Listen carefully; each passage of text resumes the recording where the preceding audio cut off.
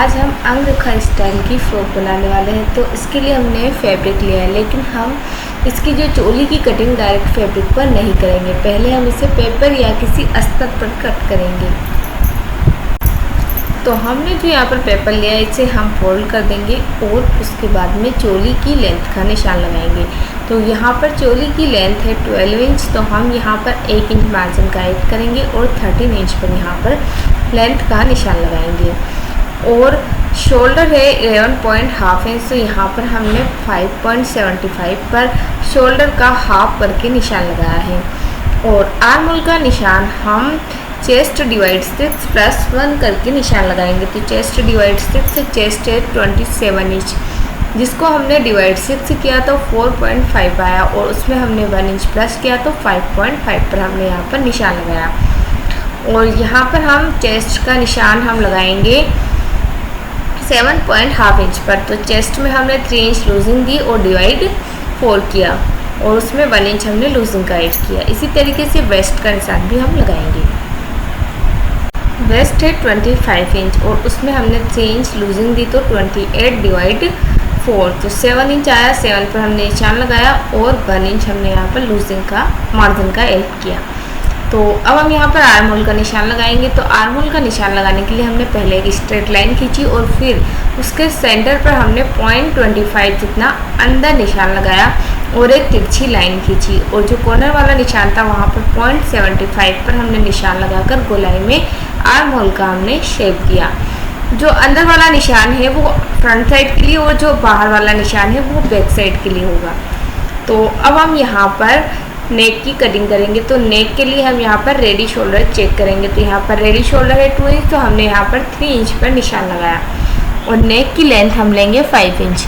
तो यहाँ पर 5 इंच पर हमने निशान लगाया और वी लीफ शेप का हम यहाँ पर नेक बनाएंगे। तो नेक का निशान लगाने के बाद हम पहले इस चोली की कटिंग कर लेंगे, उसके बाद में हम अंगरखा का शेप देंगे। तो हम यहाँ पर सबसे पहले नेक की कटिंग करेंगे, उसके बाद में आर्म होल और नीचे से इसकी कटिंग कर लेंगे।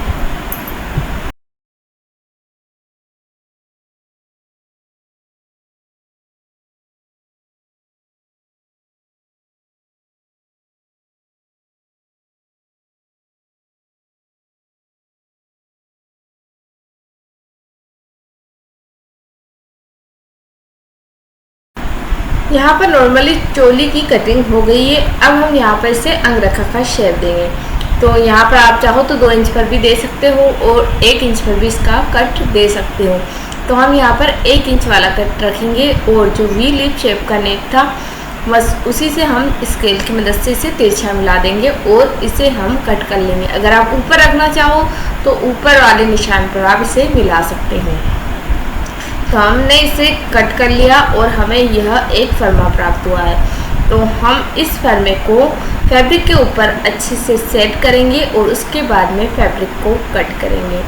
तो हमने यहाँ पर फैब्रिक पर फर्मे को अच्छे से सेट किया और उसके बाद में हमने यहाँ पर फैब्रिक को कट किया। हमें यहाँ पर इसे एक ही कट नहीं करना है, हमें इसे 2 कट करने होंगे ताकि ये एक दूसरे के ऊपर ओवरलैप हो और यहाँ पर अंगरखा का डिज़ाइन तैयार हो। तो हमने एक साइड का तो कट कर लिया है, अब हमें दूसरे साइड का कट करना है। तो उसे हमें दूसरी साइड से सेट करना होगा। तो आप देख सकते हो कि हमने जो हमारा फैब्रिक है उसे उल्टा रखा और उसके ऊपर हमने हमारा जो यह ऊपर वाला शेप कट हुआ था उसको रखकर सेट किया।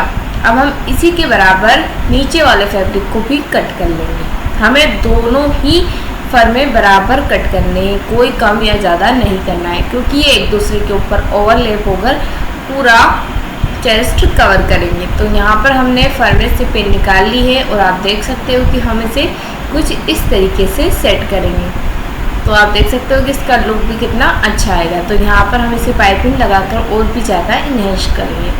तो यहाँ पर हमने फ्रंट साइड की कटिंग कर ली है और बैक साइड की भी हमने जो फर्मा करा था उसी हिसाब से हमें बैक साइड की भी फैब्रिक से कट कर लेना है। तो यहाँ पर हमने अब घेर की कटिंग करनी है। तो घेर में ऊपर से चोली को माइनस करके लेंथ में 2 इंच प्लस करके यहाँ पर हम निशान लगाएंगे। फ्रॉक की लेंथ है 32 इंच, तो 32 2 में हमने 2 इंच प्लस किया और 34 पर हमने यहाँ पर निशान लगाया और यहाँ पर हमने यह फ्रंट साइड का घेर कट किया है। इसी के बराबर हम बैक साइड का घेर भी कट कर लेंगे और जो बचा हुआ फैब्रिक होगा उसमें से हम स्लीव्स और बैक साइड का पार्ट कट कर लेंगे। तो यहाँ पर फ्रंट और बैक साइड का पार्ट कट करने के बाद हमारी फ्रॉक की कटिंग कंप्लीट हो जाएगी और उसके बाद में हम स्टिचिंग स्टार्ट करेंगे। तो बैक साइड की कटिंग हमने यहाँ पर इसलिए नहीं बताई क्योंकि हमने जो फर्मा कट किया था उसमें बैक साइड की कटिंग हमने बताई थी, तो उसी हिसाब से आप बैक साइड की कटिंग कर सकते हो और स्लीव्स की कटिंग हमने यहाँ पर नॉर्मली की है। अब हम पेपर बुकरम लेंगे और जो हमने फर्मा कट किया था उसे रखकर हम यहाँ पर जो अंगरखा का शेप है उसका निशान लगाएंगे और यहाँ पर 1 इंच की चौड़ी पट्टी कट कर लेंगे। तो यहाँ पर आप देख सकते हो कि चौक की मदद से हमने जो अंगरखा का शेप है वहाँ पर निशान लगाया और उससे दूर हम बाहर की तरफ 1 इंच पर निशान लगाएंगे और 1 इंच की पट्टी कट कर लेंगे। इसी तरीके से दूसरे साइड वाले हिस्से पर भी हम 1 इंच की चौड़ी पट्टी कट कर लेंगे और इसको हम आयरन की मदद से फैब्रिक पर चिपका लेंगे। दोनों पट्टियों को इसी तरीके से कट करने के बाद हम फैब्रिक पर चिपकाने के बाद इन्हें जो अंदर वाली साइड है उन्हें कट टू कट कर लेंगे और बाहर वाली साइड में हम एक्स्ट्रा फैब्रिक रखकर साइड की किनार को फोल्ड करके इन पट्टियों को रेडी रखेंगे। अब हम स्टिचिंग की तरफ बढ़ते हैं। तो सबसे पहले हम यहाँ पर फैब्रिक में पाइपिंग लगाएंगे। तो यहाँ पर हमने पाइपिंग को पहले ही रेडी कर लिया है। अब इस पाइपिंग को अंगरखा वाले शेप पर स्टिच करेंगे। तो यहाँ पर हमने 1 साइड प्रेशर फुट का यूज़ किया है और इस पाइपिंग को हम डायरेक्टली अंगरखा वाले शेप पर स्टिच करेंगे। तो हम पाइपिंग को बाहर की तरफ रखते हुए और जो पाइपिंग का खुला हुआ मुंह है उसे हम अंगरखा वाले शेप की तरफ बाहर की तरफ रखेंगे और इसे स्टिच करेंगे। तो आप देख सकते हो कि हमने यहाँ पर वाइट कलर की पाइपिंग का यूज़ किया है जो कि इस फैब्रिक पर अच्छे से निकल के आएगी। तो यहाँ पर हमें दोनों जो अंगरखा वाले शेप है दोनों पर ही पाइपिंग का यूज़ करना है। तो पाइपिंग को अच्छे से स्टिच करने के बाद हम यहाँ पर जो बुकरम वाली पट्टियाँ हमने रेडी की है उन्हें लेंगे और यहाँ पर इसके साथ में स्टिच करेंगे, जिससे कि होगा यह है कि पाइपिंग के ऊपर पट्टी लगने से पाइपिंग बीच में रहेगी और जो अंदर से इसका मार्जिन है वो भी नज़र नहीं आएगा। तो यहाँ पर हमने बुकरम की जो पट्टी रेडी की है उसको लेंगे और यहाँ पर कुछ पिन्स की मदद से इसे पहले अटैच कर लेंगे ताकि पट्टी इधर उधर ना हो और आगे पीछे भी ना हो। और कई बार ऐसा होता है कि पट्टी कम ज़्यादा हो जाती है तो वो प्रॉब्लम भी इसकी वजह से नहीं आएगी और पहले से ही पट्टी अच्छे से सेट हो जाएगी, जिससे कि हमें स्टिचिंग करने में भी आसानी होगी। तो आप देख सकते हो कि हमने यहाँ पर फैब्रिक को पलट कर अब हम स्टिच लगाएंगे। तो स्टिच हमें पाइपिंग को ध्यान में रखते हुए लगाना है और पाइपिंग के बिल्कुल करीब लगाना है। अगर आपको स्टिचिंग लगाने में प्रॉब्लम आ रही तो एक बार आप ऐसे ही स्टिचिंग लगा दो, उसके बाद में जब आप सेकंड स्टिचिंग लगाओ तो बिल्कुल पाइपिंग का ध्यान रखते हुए पाइपिंग के बिल्कुल पास स्टिच लगानी है। तो यहाँ पर हम जो गोलाई वाला हिस्सा है वहाँ पर छोटे छोटे कट लगा देंगे और जो हमने ½ इंच का मार्जिन रखा था उसे भी हम 0.25 जितना ही रखेंगे और एक्स्ट्रा मार्जिन को कट कर देंगे। तो यहाँ पर हमें मार्जिन कट करना ज़रूरी है क्योंकि जब एक्स्ट्रा मार्जिन नहीं होगा तो ऊपर से पाइपिंग भी अच्छे से फिनिशिंग के साथ निखर कर आएगी। तो यहाँ पर हमने गोलाई वाले हिस्से पर कट लगाया। अब हम इस पट्टी को अंदर की तरफ पलट देंगे और आयरन की मदद से अच्छे से सेट कर देंगे। इसी तरीके से दूसरी साइड वाला जो पार्ट है उसे भी हम रेडी रखेंगे। तो आप देख सकते हो कि हमारी पाइपिंग एकदम घूम पाइपिंग लगी है और पीछे से भी फिनिशिंग बहुत ही अच्छी आई है। तो यहाँ पर अंगरखा के दोनों पैटर्न को अच्छे से सेट करेंगे, उसके बाद में हम स्टिच लगाएंगे।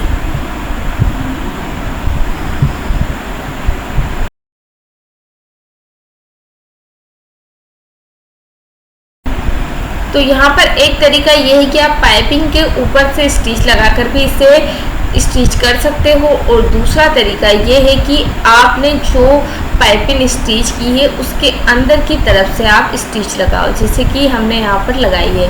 तो यहाँ पर हम इस तरीके से फैब्रिक को पलटेंगे और जो पाइपिंग का हिस्सा है उसके पास में हम वन साइड प्रेशर फोर्स से स्टिचिंग लगा देंगे, तो उससे फिनिशिंग भी अच्छी आएगी और ऊपर कोई सिलाई भी नज़र नहीं आएगी। तो बैक साइड के पार्ट में हमने राउंड नेक कट करके पाइपिंग लगाकर इसे रेडी कर लिया था। तो अब हम इसके दोनों शोल्डर को स्टिच करेंगे। हमने यहाँ पर बैक साइड की स्टिचिंग नहीं बताई है क्योंकि वीडियो बहुत ही ज़्यादा लंबी हो जाती और इसको हमने नॉर्मली ही रेडी किया था, तो हमने यहाँ पर इसकी स्टिचिंग नहीं बताई है। और जिस तरीके से हमने फ्रंट साइड में पाइपिंग लगाई है उसी तरीके से हमने बैक साइड के नेक में भी पाइपिंग लगाई है। तो दोनों साइड की शोल्डर को हमने स्टिच कर लिया। यहाँ पर हम शोल्डर को पैक कर सकते थे, लेकिन फ्रंट और बैक साइड दोनों में ही पाइपिंग होने की वजह से हम यहाँ पर शोल्डर की जो स्टिचिंग है उसे पैक नहीं कर पाएंगे। तो यहाँ पर हमारी चोली तो हो गई है रेडी। अब हम यहाँ पर स्लीव्स को स्टिच करेंगे। तो यहाँ पर हमने स्लीव्स को कट कर लिया है और नीचे से भी इसको फोल्ड करके पाइपिंग लगा ली है। तो स्लीव्स के सेंटर वाले हिस्से पर हमने यहाँ पर कट लगाया और इसे हम स्टिच कर देंगे। इसी तरीके से दूसरी साइड के स्लीव्स को भी हम स्टिच कर देंगे।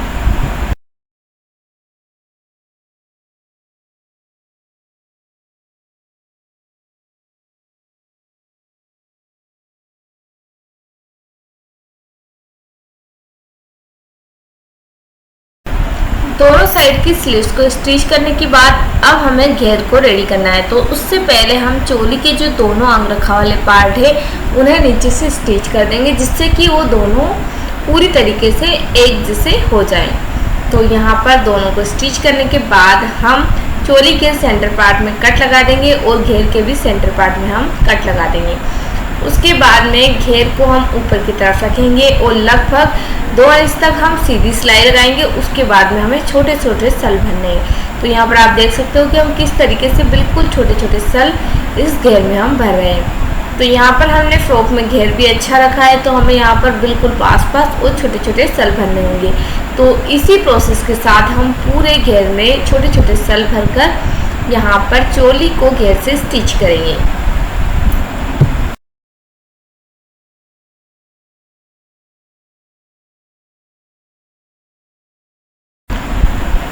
पूरे घेर में इसी तरीके से सल भरना है और लास्ट वाले हिस्से में भी हमें 2 इंच तक सीधी सिलाई लगानी है और 2 इंच पहले ही हमें सल भरना ख़त्म करना है। तो यहाँ पर हमने पूरे घेर को चोले में एडजस्ट कर दिया है और लास्ट का 2 इंच वाला हिस्सा हमने ऐसे ही स्टिच लगा लिया है। और यहाँ पर आप देख सकते हो कि फ्रंट साइड का घेर स्टिच हो चुका है। इसी तरीके से हम बैक साइड का घेर भी स्टिच कर देंगे। अब हमें यहाँ पर चोली में डोरी लगानी थी, लेकिन हम उस टाइम पे से स्टिच करना भूल गए थे जब हमने अंग रखा वाले शेप के यहाँ पर अंदर की तरफ से स्टिच लगाई थी। तो हमने यहाँ पर बिल्कुल ½ इंच की सिलाई खोल ली है और वहाँ पर हमने ऊपर से ही अब यहाँ पर स्टिच करना होगा, क्योंकि हमने यहाँ पर नीचे से भी इसको पैक कर दिया था। तो आप ये गलती ना करें। और जो हमने पेपर बुकरम के साइड में पट्टी के अंदर की तरफ से सिलाई लगाकर दोनों हिस्सों को स्टिच किया था, उसी तरीके से आप स्टिच कर लें। तो साइड वाले पार्ट में तो हम इसी तरीके से डोरी लगा देंगे, जो कि साइड वाले हिस्से पर जब फिटिंग होगी तब वो दब जाएगी। तो आप देख सकते हो कि दोनों डोरियों को हम अच्छे से एडजस्ट कर देंगे। उसके बाद में हम फिटिंग की सिलाई लगाएंगे। तो फिटिंग की सिलाई स्लीव से होती हुई आर्म होल तक और आर्म होल से वेस्ट और नीचे घेर तक हम इसी तरीके से सिलाई लगा देंगे। दूसरी साइड में तो हमें डोरी का ध्यान रखना ही नहीं है, दूसरी साइड में हम डायरेक्ट फिटिंग की सिलाई लगा देंगे। तो यहाँ पर जब हम फिटिंग की सिलाई लगाते हैं तब हमें डोरी को भी एडजस्ट करना है और अच्छे से स्टिचिंग कर देंगे। तो दोनों तरफ फिटिंग की सिलाई लगाने के बाद अब हम नीचे के घेर को फोल्ड करेंगे। तो हमने घेर के लिए 2 इंच का मार्जिन लिया था, तो हम इसे थोड़ा चौड़ा ही फोल्ड करेंगे।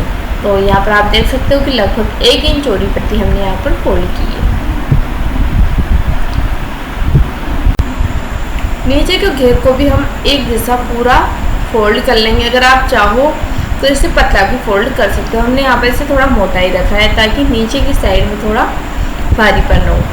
तो यहाँ पर पूरी पट्टी को अच्छे से फोल्ड कर लेंगे। उसके बाद में हमारी फ्रॉक कंप्लीट है। आपको ये वीडियो कैसी लगी प्लीज़ कमेंट करके ज़रूर बताएं। Thank you for watching.